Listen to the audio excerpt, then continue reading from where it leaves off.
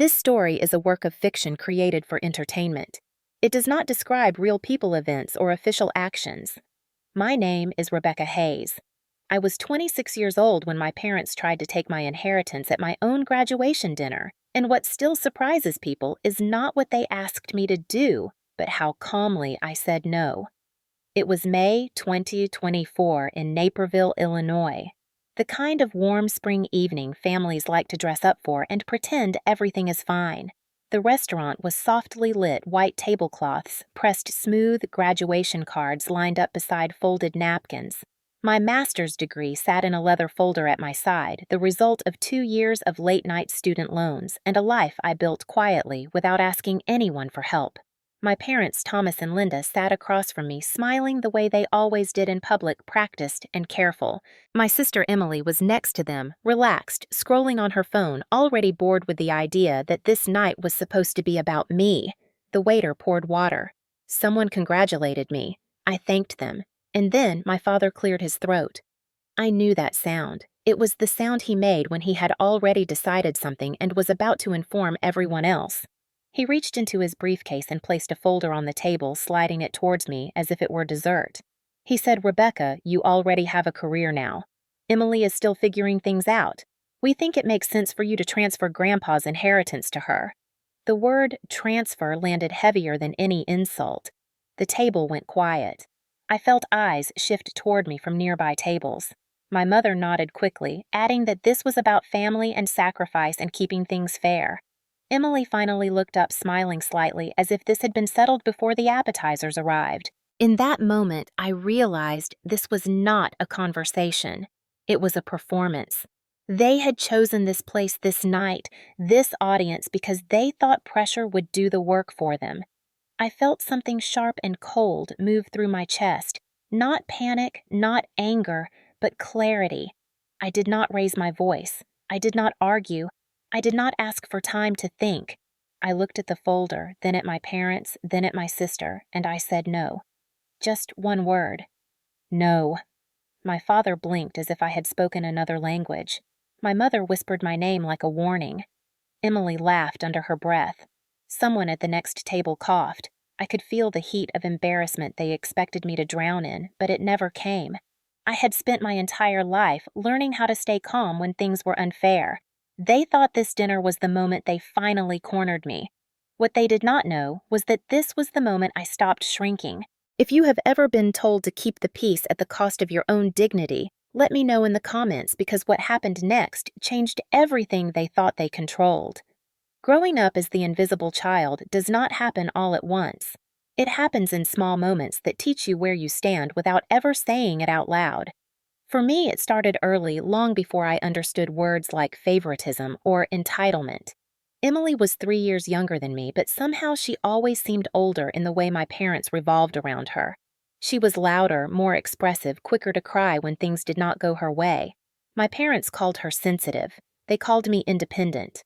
Those labels followed us everywhere, and over time they became excuses. When Emily needed attention, it was because she felt deeply. When I needed attention, it was because I was asking for too much. Birthdays were the first place I noticed the pattern. On my 10th birthday, my parents took me to a small diner after school. Emily came along and complained the entire time that she was bored. When her birthday came 3 months later, my parents rented a room at a bowling alley and invited her entire class. They told me it was different because Emily needed more encouragement. I nodded and helped hang the decorations. That became my role. In middle school, I won a science fair. My project took weeks of careful work, staying up late to test and retest until everything functioned exactly right. The night of the awards ceremony, my parents were late because Emily had a dance rehearsal. They arrived just in time to clap politely, then rushed me out the door so they could get her dinner. On the drive home, my father told me he was proud, but that Emily really needed them right now because performing was stressful. I learned that pride was quiet and conditional. High school made the differences sharper. Emily tried everything and committed to nothing. One semester it was theater, the next it was photography, then it was fashion design. My parents paid for classes and equipment each time. When I asked about a summer program related to data analysis, my mother suggested I apply for scholarships instead. She said I was capable of handling things on my own. I did. I worked part-time. I applied. I paid for my own books. When I landed an internship during my undergraduate years, my parents congratulated me briefly before shifting the conversation to Emily and how hard it was for her to decide what she wanted to do with her life. That sentence became a constant. Emily needs more help. Emily is still figuring things out. Emily just needs time. Meanwhile, my accomplishments were treated like background noise, something expected, something that did not require celebration. I learned to speak carefully at the dinner table. I learned to share good news only when asked. I learned that if I downplayed my achievements, things went more smoothly. When I started my master's program, I did not even tell extended family until after the first semester. I knew how the conversation would go. Someone would congratulate me. My parents would smile. Then they would pivot to Emily. They always did. Emily took a year off after college, then another. My parents covered her rent and her car insurance. They said she was exploring her options. When I moved into a small apartment closer to campus, I signed the lease myself and took on extra work hours to manage the cost. No one offered to help. No one asked if I needed anything. They assumed I was fine. And I was. But there is a difference between being capable and being valued. The pattern repeated so often that it became invisible even to them. They truly believed they were being fair. They truly believed they were helping both of us in different ways. In their minds, my strength meant I required nothing. Emily's uncertainty meant she required everything. That belief hardened over the years until it became unquestionable. When my grandfather Robert passed away, I noticed something shift. He had always seen me in a way no one else did. He asked about my classes. He asked what I was building, what I was planning, what I wanted long term. When he died, my parents spoke about his estate in vague terms. They never discussed details with me. I assumed that was normal. I assumed transparency was not my place. Looking back, I realize how convenient that assumption was for them. The night of my graduation dinner was not an isolated incident. It was the result of years of quiet training, years of teaching me that my role was to accommodate, to understand, to sacrifice without complaint. They did not see their demand as cruel. They saw it as logical. They believed I would say yes because I always had. That is why my refusal stunned them. And if you have ever recognized your own family in moments like these, tell me where you are watching from, because patterns like this do not belong to one household. Silence did not come naturally to me. It was something I learned slowly, like a language you pick up not because you love it, but because it keeps you safe. As a child, I noticed that speaking up rarely changed outcomes, but it often changed moods. If I protested, my parents grew impatient. If I pushed back, the room cooled. So I adapted. I learned to pause before answering. I learned to nod even when something felt unfair. I learned that calmness was rewarded not with praise, but with the absence of conflict. Over time, that absence felt like relief. By the time I reached my late teens, silence had become instinct. When people asked how I managed so much responsibility on my own, I said it was just how I was wired. The truth was more complicated. I had learned to survive by becoming easy to overlook. When I entered my master's program, that instinct followed me. I chose a program that was demanding and practical, one that led directly into analytical work. I did not announce it with excitement. I did not expect congratulations. I simply enrolled, signed the paperwork, and built my schedule around a part-time job. My parents knew I was studying, but they never asked about deadlines or research topics.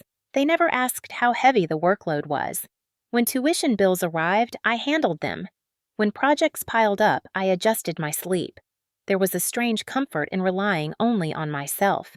No disappointment followed when no one offered help. But there was also a quiet ache I never fully acknowledged. There were nights when the pressure pressed down hard enough that I stared at the ceiling and wondered if anyone would notice if I stopped moving forward. Those were the moments I doubted myself, not my ability, but my worth.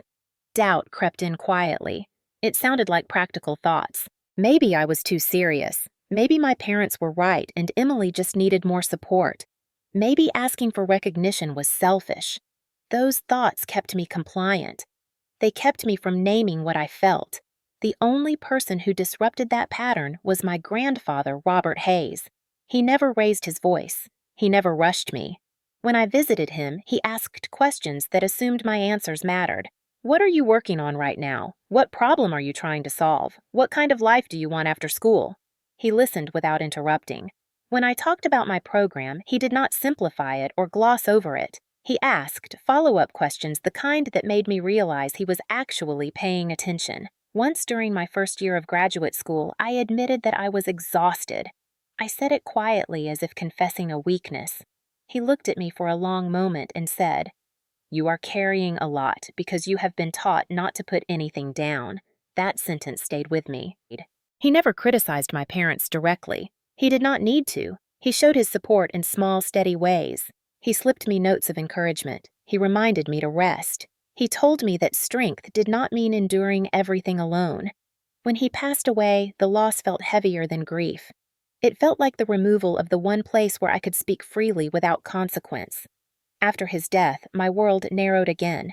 I returned to my routines: work, study, quiet progress. I graduated with strong results, landed a position that fit my skill set, and continued to keep my head down. From the outside, it looked like success. From the inside, it felt controlled, measured, restrained. Emotional suppression had become second nature. I did not allow myself to feel anger because anger invited confrontation. I did not allow myself to feel hurt because hurt required acknowledgement. Instead, I focused on structure, schedules, goals, deliverables. It was easier to manage spreadsheets than disappointment, easier to meet expectations than question them. But somewhere beneath that calm surface, something was shifting. Each time my parents dismissed my work or redirected praise toward Emily, the silence I relied on grew heavier. It was no longer just protection. It was pressure. And pressure builds. I did not know when it would release. I only knew that it could not last forever. When my graduation approached, I told myself this was just another milestone, another quiet achievement. I did not expect anything different. That belief is what allowed me to sit at that dinner table so composed. They mistook my calm for compliance. They mistook my silence for agreement. They did not realize that silence had taught me something else entirely: how to observe, how to wait, and how to recognize the exact moment when saying nothing was no longer survival but surrender.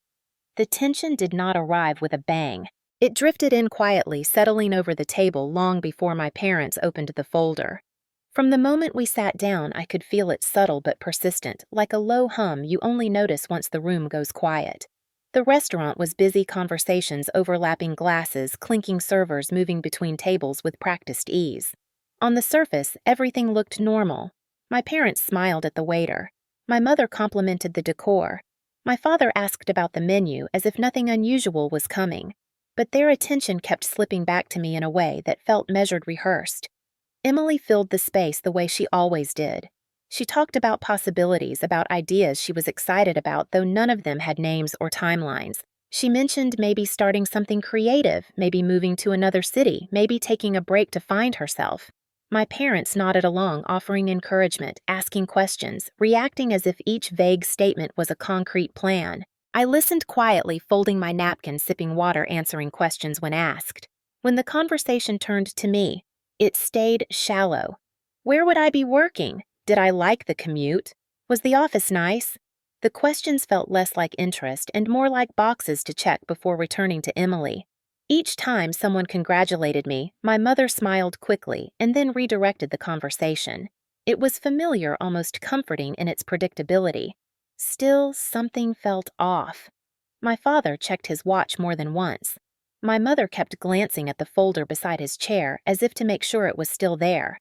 Emily leaned back in her seat, unusually relaxed, her confidence bordering on impatience. She seemed bored, not nervous, as if she were waiting for something inevitable to happen. That was when the unease settled fully into place. I realized they were not here to celebrate. They were here to execute something. I felt the urge to ask a question, to interrupt the flow, to break whatever script they were following. Instead, I stayed quiet. Silence had always been my safest option. The waiter returned with our drinks. My father thanked him, then placed his hand on the table fingers, spread, a gesture he used when he wanted control of the room. He had not spoken yet, but his posture shifted, his shoulders squared.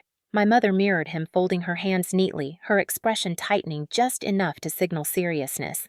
Emily stopped talking. She glanced at them, then at me, a small, knowing smile crossing her face before she looked away. That smile told me everything. They had talked about this without me. They had agreed on what would happen next. I was the only variable they had not accounted for.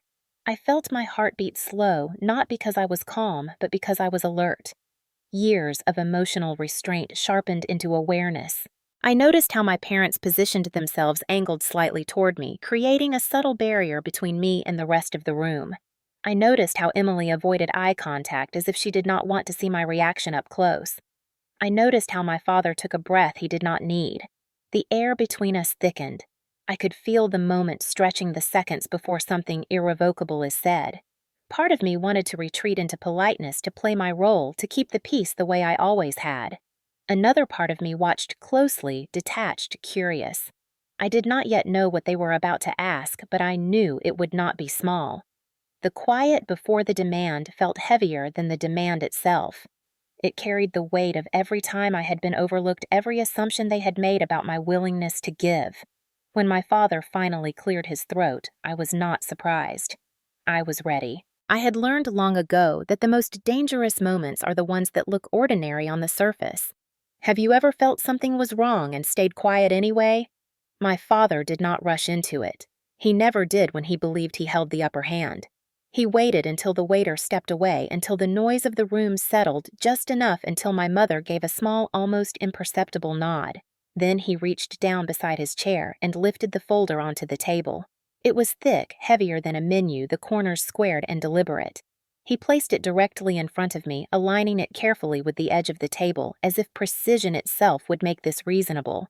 He said, "Rebecca, you have always been responsible. You landed on your feet. You have a career now."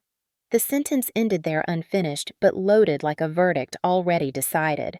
My mother leaned in immediately, her voice softer but no less firm. She said, "This is about balance. This is about family sacrifices. Emily is still finding her way, and you are already settled. It would be fair for you to help." Fair. The word felt hollow as soon as it left her mouth. Emily smiled and crossed her arms, nodding along as if they were discussing something she already owned. She said, "It is not like you need it. You are doing fine. Grandpa would want us to support each other." The way she said us made it clear who she meant. My father opened the folder and slid the top page toward me. I did not touch it. I could see enough to recognize legal formatting headings, blocks of text meant to look official and final. He continued speaking listing points as if presenting a case. He said I had stability. He said Emily had potential. He said inheritance was not about reward, but about responsibility.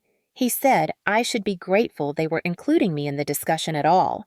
The words came out calm and controlled, but underneath them ran an unmistakable message.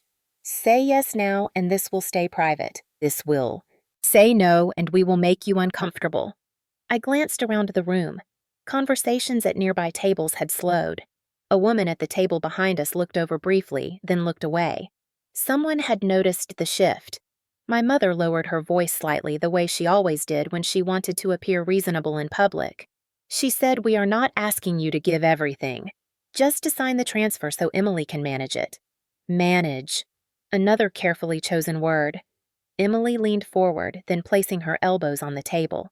She said, "I have plans. I need flexibility. You would not understand because you have always been so rigid." She laughed lightly as if it were a joke, but her eyes stayed on me, waiting. I felt heat rise in my chest, not anger, not yet, but something sharper. Recognition. This was not about need. This was about control. They had rehearsed this. They had chosen language meant to box me in. Career, fairness, family, sacrifice. Words that sounded noble while stripping me of agency. I realized then that they did not see my refusal as an option. In their minds, the decision had already been made. I was simply expected to cooperate. My father tapped the paper with one finger.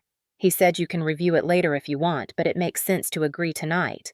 No reason to drag this out. My mother added quietly, "Do not make this harder than it needs to be." The room felt smaller, the air thicker. I could feel the weight of every year I had been trained to comply, pressing down on that moment. My instinct was to deflect, to soften, to delay, to say, "Let me think about it," to say, "Maybe," to buy time. That was the version of me they expected, the version that kept peace by absorbing discomfort. But something inside me did not move. Instead, it settled.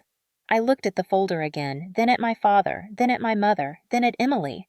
I noticed how relaxed Emily looked, how confident, how certain. She believed this was hers already. She believed my role was to hand it over quietly. I took a breath. It was slow and measured, the kind of breath you take when you are about to say something irreversible. I said no. The word did not waver. It did not rise in pitch. It did not come with explanation. Just no. My father stared at me as if he had misheard. My mother frowned, her face tightening. Emily laughed, a short, dismissive sound. She said, "Do not be dramatic." My father leaned closer, his voice dropping. He said, "You are being difficult. This is for the family." My mother reached for my hand, but I pulled it back before she could touch me. She said, "Think about what you are doing. Think about how this looks." I thought about it. I thought about how it looked to be asked to surrender something that was never theirs to claim. I thought about how it looked to be cornered in public and expected to comply out of embarrassment. I thought about how it looked to finally choose myself. I said no again. The silence that followed was heavier than any argument. Emily's smile faded. My father straightened his jaw tight. My mother looked around the room, suddenly aware of the audience they had created. I did not raise my voice. I did not justify myself. I simply sat there calm and unmoving. It was the first time in my life I had refused them without apology, and they had no idea what to do next. The moment I said no a second time, the tone at the table shifted completely. The careful language fell away, and what replaced it was raw frustration. My father's voice rose first, not a shout, but loud enough to carry. He said I was being unreasonable. He said I was selfish. He said after everything they had done for me, this was how I repaid them. My mother followed quickly, her words sharper than I had ever heard them in public. She said I was embarrassing them. She said I was ungrateful. She said I was tearing the family apart over money I did not even need. Heads turned. Conversations nearby slowed to a crawl. I could feel the attention moving toward us like a tide. Emily leaned back in her chair, arms crossed, watching with something close to satisfaction. She added her own commentary, saying, I had always been cold, always distant, always more interested in myself than anyone else. Each word landed not as a surprise, but as confirmation. These were the labels they had been waiting to use. My father pushed the folder toward me again, harder this time, the edge of it bumping my glass. He said, Do you really want everyone here to see you act like this? My mother said quietly, but clearly enough that I was choosing money over family. The irony nearly made me laugh. They were the ones demanding a signature. They were the ones escalating, but in their narrative, I was the problem. I glanced around the room. A couple at the next table pretended not to listen, but did not stop staring. Someone farther away openly watched. This was no longer a private disagreement. This was a spectacle. The humiliation they had planned for me was unfolding, just not the way they expected. I felt the familiar instinct to shrink, to apologize, to smooth things over. Years of conditioning pressed at me, urging me to make this stop by giving in. But something else was stronger. I felt grounded in a way I never had before. Their words no longer defined me. They revealed them. My father accused me of thinking I was better than everyone else because I had a degree. My mother accused me of forgetting where I came from. Emily accused me of hoarding something that should be shared. None of it was true, but truth was not the goal. Control was, and they were losing it. My father stood partway from his chair, his hands on the table, his face flushed. He said if I walked away from this, I should not expect support from them again. My mother echoed him, saying, choices have consequences. The threat hung in the air, familiar and hollow. I realized then that they had already withdrawn their support long ago. This was just the first time they said it out loud. I did not respond. I let the silence stretch. It made them uncomfortable. It made the room uncomfortable. My calm became a mirror they did not like looking into. I reached for my purse and placed my napkin carefully on the table. The simple normality of the gesture seemed to confuse them. Emily frowned. My mother paused mid-sentence. My father stared as if he could will me back into my seat. I stood up. I did not raise my voice. I did not insult them back. I did not defend myself. I said, I am done with this conversation. That was all. The words were steady and final. My mother whispered my name sharply. My father said, "Sit down." Emily scoffed, but I was already stepping away from the table. The room felt larger as I moved, the noise returning in waves behind me. With each step, the weight lifted. I walked past staring faces, past curious glances, past the place where I had spent my life trying to earn approval that was never offered freely. I did not look back. I did not need to. Outside the restaurant, the air was cool and clean. My hands were steady. My heart was calm. I had not won anything yet. I had not revealed anything, but I had taken something back. Myself. If you were in my place, would you have walked away too? The silence did not last long after I left the restaurant. By the time I reached my car, my phone was already vibrating. At first, it was missed calls from my mother, one after another, close enough together that I knew she had not waited for voicemail before trying again. I did not answer. I drove home with the radio off, letting the quiet settle, telling myself that I would deal with whatever came next once I was somewhere safe. That night, I slept more deeply than I had in months, but by morning, the messages had multiplied. My father sent the first text. It was short and clipped. He wrote that my behavior had been unacceptable and that I owed the family an apology.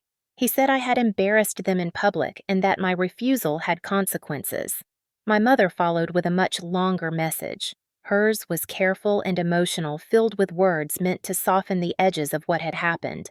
She wrote that families argue sometimes and that I should not take things so personally. She reminded me that my parents had always wanted the best for me. She said we needed to talk before things went too far. The phrase that stood out was the one she always used when she wanted me to fold. Please do not tear this family apart. Emily waited until the afternoon. Her message was not emotional at all. She asked if I had calmed down yet. She said she needed to know what I was planning to do because she had already been counting on that money. She added that she had expenses coming up and that it would not be fair for her plans to suffer because I was being stubborn. Reading it, I felt something inside me finally settle into place. This was not confusion. This was expectation. Over the next few days, the pattern repeated itself in different forms. My father left a voicemail saying that my grandfather would be disappointed in me. My mother sent an email suggesting we meet privately to smooth things over and find a compromise. Emily sent another text asking if I was really willing to damage our relationship over paperwork. None of them acknowledged what they had asked of me. None of them apologized for cornering me or raising their voices or trying to shame me into compliance. Instead, they rewrote the story. In their version, I was emotional. I was dramatic. I was overreacting. They framed my refusal as a sudden change in personality rather than the natural result of years of being dismissed. I listened to the voicemails more than once, not because I was unsure of myself, but because I needed to hear the pattern clearly. Each message followed the same structure. First came disappointment, then came concern, then came pressure. And beneath it all was the same assumption, that I would eventually give in, that I always did. For the first time, I did not respond immediately. I did not rush to explain myself or reassure them. I watched how quickly their concern turned into irritation when I stayed silent. My mother's tone shifted after 2 days. She wrote that my distance was hurting everyone. She asked how long I planned to punish the family. Emily became more direct, telling me I was being unfair and that I needed to think about her future. My father sent one final message saying that if I continued down this path, I would regret it. That was the moment the last of my doubt faded. I realized that nothing I said would change their perspective because they did not see me as an equal participant in the family.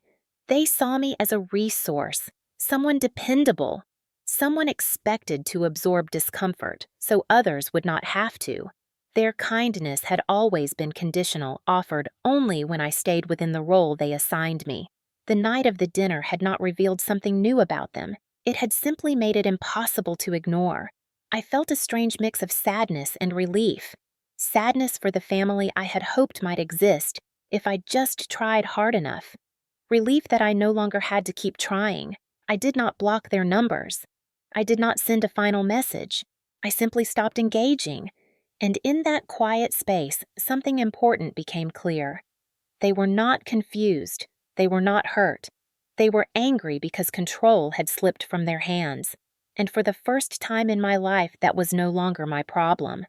I did not decide to involve a lawyer out of anger. I decided out of clarity. Once I stopped responding to my family, the noise faded enough for me to think clearly. I replayed the dinner in my mind, not with emotion, but with logic. They had asked me to sign legal documents in public. They had assumed authority they did not have, and they had spoken about my grandfather's estate as if it were already theirs to redistribute. That alone told me I needed facts, not feelings. Michael Turner had been my grandfather's attorney for years. I had met him only once briefly at the memorial service where he spoke quietly and shook my hand with a seriousness that suggested he understood more than he said. I found his card tucked into a folder my grandfather had given me months before he passed. At the time, I had not questioned why. Now I understood. I sent a short email. I did not explain the dinner.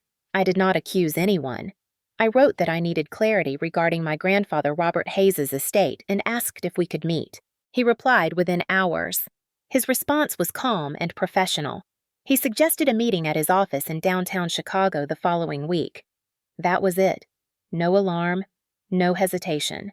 When I arrived at his office, the space felt intentionally neutral. Clean lines, warm lighting, no family photos, no distractions.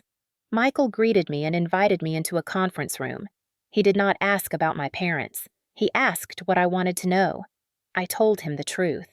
I said my family had asked me to transfer my inheritance to my sister, and I needed to understand what authority they had, if any. He nodded once and opened a file. What he showed me did not shock me. It confirmed what my grandfather had been quietly preparing me for. The will was clear. Robert Hayes had left the entirety of his estate to me. Not jointly, not conditionally, solely. Michael explained that my grandfather had updated the documents less than a year before his death. He had included detailed notes. He had anticipated pushback. He had wanted there to be no ambiguity. Michael did not editorialize. He did not say what he thought of my parents or my sister. He simply explained the legal structure. The inheritance was protected. There were no clauses allowing redistribution. There was no requirement for me to consult or compensate anyone else. My grandfather had been very intentional. As Michael spoke, I felt a strange sense of calm settle over me. Not triumph, not relief. Certainty. This was not something I had taken. It was something entrusted to me. Michael asked if I wanted him to notify my family of the terms. I paused. This was the first real choice I had been given. I told him yes, but not immediately. I wanted a formal meeting. I wanted everything documented. He understood.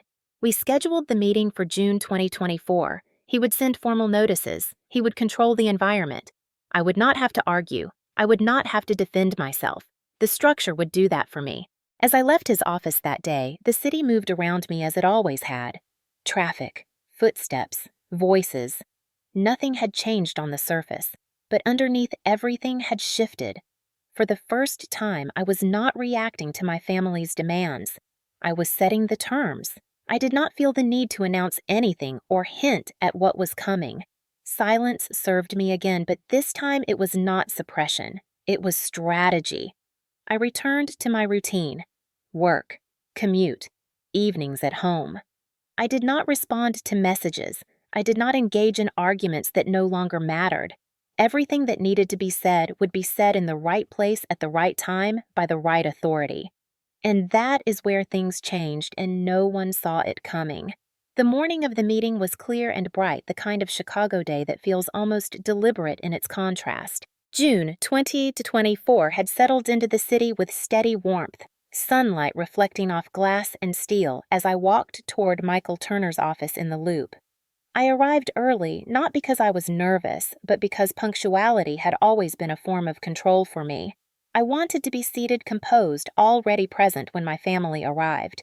The conference room was simple and neutral, a long table, leather chairs, a pitcher of water, a stack of neatly arranged folders at the center. Michael greeted me with the same calm professionalism he had shown before and asked if I was ready. I nodded. I had been ready for years. My parents arrived first. My father Thomas walked in with his shoulders set, jaw tight, already annoyed.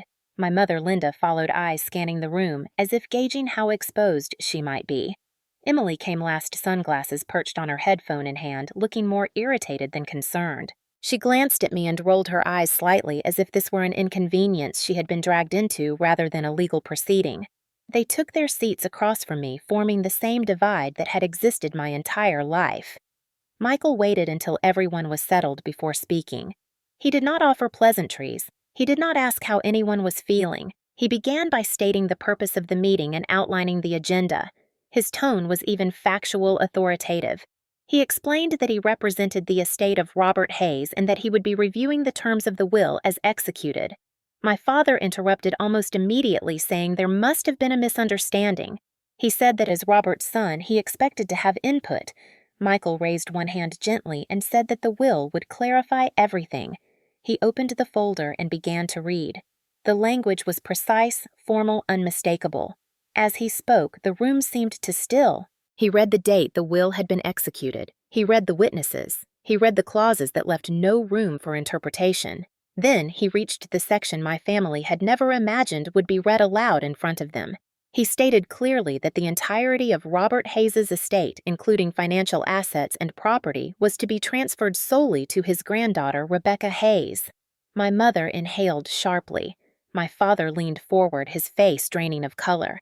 Emily laughed once, a short, disbelieving sound, and said that could not be right. Michael continued without looking up. He explained that there were no secondary beneficiaries, no contingencies, no provisions allowing redistribution by any party. My father demanded to know why. Michael paused and looked at him directly. He said that the will included a written explanation and that he would now read it into the record. As he did, I felt something inside me steady further. My grandfather's words were clear and deliberate. He wrote that he had observed the family dynamics over many years. He wrote that he had seen one child consistently supported and another consistently expected to carry herself without assistance. He wrote that he believed strength should be trusted, not exploited. He wrote that he was leaving his estate to the person he believed would honor it responsibly and independently. The room reacted in real time. My mother covered her mouth, her eyes filling with tears that came too quickly to feel genuine. My father shook his head repeatedly, muttering that this was manipulation, that Robert had been confused, that I had influenced him. Emily slammed her hand on the table and said that this was unfair, that she had already planned her future around that money. Michael stopped reading and looked at her calmly. He said that planning to spend something you do not own does not create entitlement. The words landed hard. My father stood halfway from his chair, pointing at me, accusing me of deception. He said I had been playing the long game, pretending to be quiet while scheming behind their backs. My mother turned to me, pleading now, saying this was not what family does, saying I needed to fix this before it went too far. Emily demanded to know if I was really willing to destroy everyone over paperwork. I listened without reacting. Their voices overlapped, rising, unraveling, revealing everything Michael's calm presence contrasted against. He waited until they exhausted themselves, then spoke again. He explained the legal protections in place. He explained that any attempt to contest the will would be costly and unlikely to succeed given the documentation. He explained that Robert Hayes had anticipated resistance and had prepared accordingly. The authority in his voice left no doubt. This was not an argument. It was a conclusion. In the middle of that chaos, watching the people who had always spoken over me lose control, I felt something unexpected. Not triumph, not revenge. Relief. If justice like this feels satisfying, you're not alone. The exposure was complete. This was not a private confrontation. This was a formal record. My family could no longer rewrite the story. My father slumped back into his chair, anger giving way to shock. My mother cried quietly, asking how this could happen. Emily stared at the table silent for the first time, her confidence gone. Michael closed the folder and asked if there were any questions relevant to the administration of the estate. No one answered. I finally spoke. My voice was steady. I said that I had not asked for this meeting to humiliate anyone. I said I had asked for clarity and that I now had it. I said that what happened next would be my decision alone. My father looked at me, then really looked as if seeing me for the first time, not as a role, but as a person with authority. The meeting ended shortly after. Michael escorted them out. They did not look back. I remained seated for a moment, letting the quiet return. When I stood and stepped into the hallway, the city was still there unchanged. But the balance of my life had shifted permanently. The truth had been spoken by the only voice they respected, and there was no going back. The meeting did not end with raised voices alone. After my family left, Michael remained seated and asked if I wanted to see the remaining materials my grandfather had left behind. I said yes. He retrieved a smaller folder from his briefcase and placed it in front of me with a level of care that felt almost personal. Inside was a handwritten letter and a digital recording saved on a secure drive. Michael explained that my grandfather had requested both be preserved and shared with me once the will was formally read. He stepped out of the room to give me privacy. I started with the letter.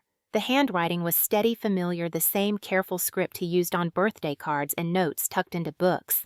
He wrote that he had watched our family closely for many years, not as a judge, but as a witness. He wrote that favoritism is rarely loud and that it hides behind good intentions.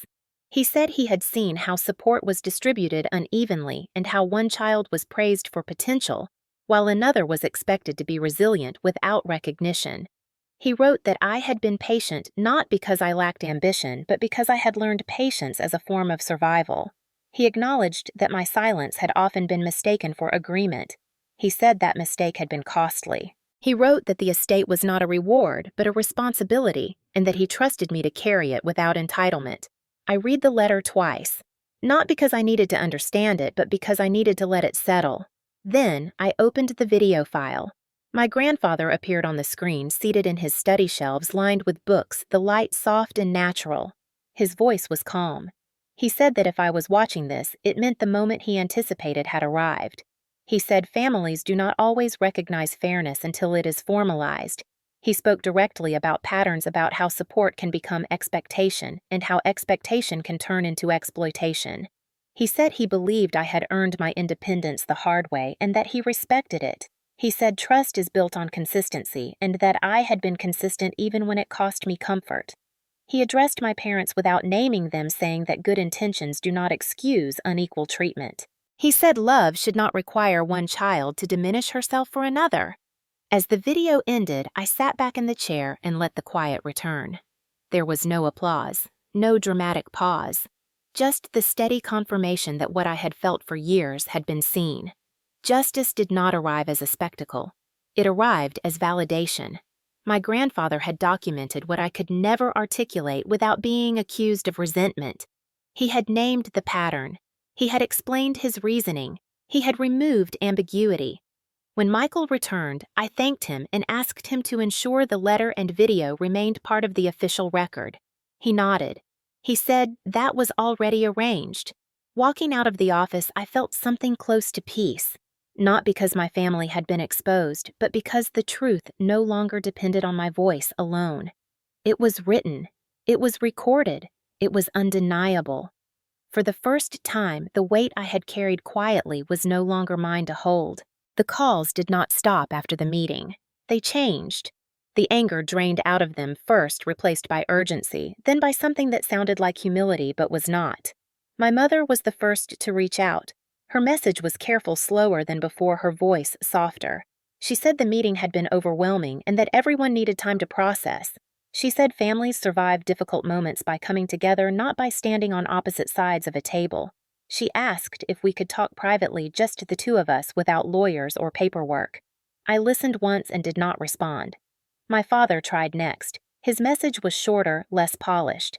He said things had escalated unnecessarily and that no one had intended to hurt me. He said the estate was complicated and that managing it alone would be stressful.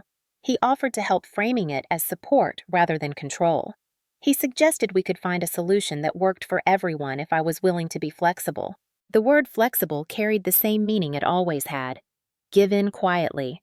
Emily waited another day. When she finally messaged, she did not pretend concern. She asked directly if I was planning to release any funds soon because she was in a difficult position. She said her plans had stalled and that she had already made commitments assuming things would go a certain way. She reminded me that we were sisters and that helping her now would show good faith. Reading her message, I felt no anger, only clarity.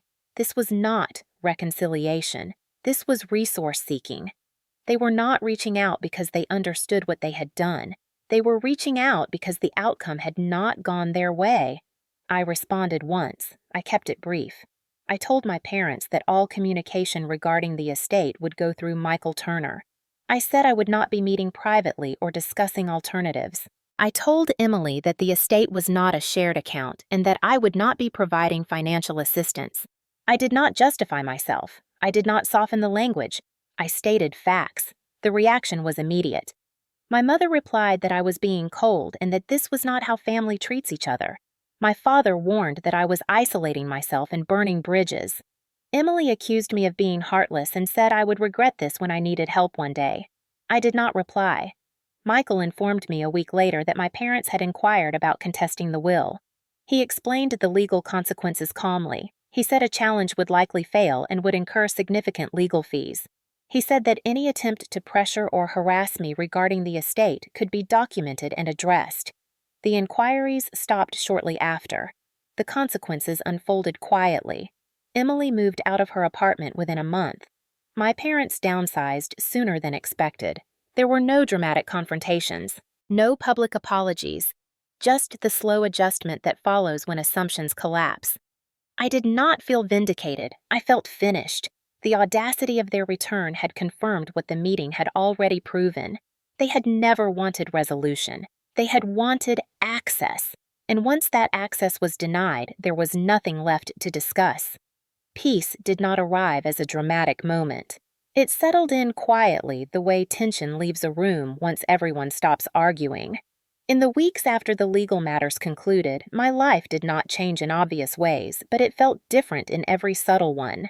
I moved into a small apartment closer to my office not because I needed a fresh start, but because it made sense. The space was modest, clean, and entirely my own. I chose the furniture carefully. Nothing extravagant. Just what I needed. A desk by the window. A chair that faced the light in the morning. For the first time, my home felt like a reflection of my decisions rather than a compromise shaped by expectations. My work remained steady. I focused on projects, timelines, outcomes. Colleagues noticed a shift not in my performance but in my presence. I spoke with more confidence. I set boundaries without apology. I realized how much energy I had spent anticipating reactions that never came. Without family pressure hovering in the background, my thoughts moved more freely. Evenings became quiet in a way that felt intentional rather than lonely. I cooked simple meals. I read. I slept without replaying conversations in my head. I did not hear from my parents again after their last inquiries went unanswered. Emily never reached out once she realized there would be no financial assistance. At first, the silence felt strange. Years of conditioning had taught me to expect contact demands corrections. But as days turned into weeks, the absence became a relief. I did not miss the constant need to explain myself. I did not miss managing other people's expectations. I missed the idea of family more than the reality. That distinction mattered. Healing did not involve confronting them again or proving anything further. It involved letting go of the belief that closure required participation from both sides. I accepted that some relationships end not with understanding but with distance. And distance, I learned, can be a form of care. I did not celebrate their loss of control. I did not take pleasure in their discomfort. What I felt instead was lightness, a quiet clarity that came from knowing I no longer needed to justify my choices to people who had never fully seen me. My grandfather's trust stayed with me not as a burden, but as a reminder of what consistency looks like. I honored it by continuing to live deliberately, by choosing stability over chaos, by refusing to shrink myself to maintain an illusion of harmony. On some mornings as I walked to work, I noticed how calm my thoughts had become. There was no lingering anger, no urge to revisit the past, just a steady awareness that my life was finally aligned with my values. Autonomy is not loud. It does not announce itself. It shows up in small decisions made without fear, in peace that does not depend on approval, in the freedom to move forward without carrying the weight of other people's unresolved expectations. That was what I gained, and it was enough. Looking back now, I understand that what happened was never about money. It was about permission. Permission to exist without shrinking. Permission to say no without apology. I did not win because someone else lost. I won because I stopped handing my life over to people who only valued me when I complied. Strength is not loud. It does not argue or prove itself. Justice does not need revenge to feel complete. Sometimes it is simply the moment you choose yourself and walk forward without looking back. If this story resonated with you, share your thoughts below. You're not alone.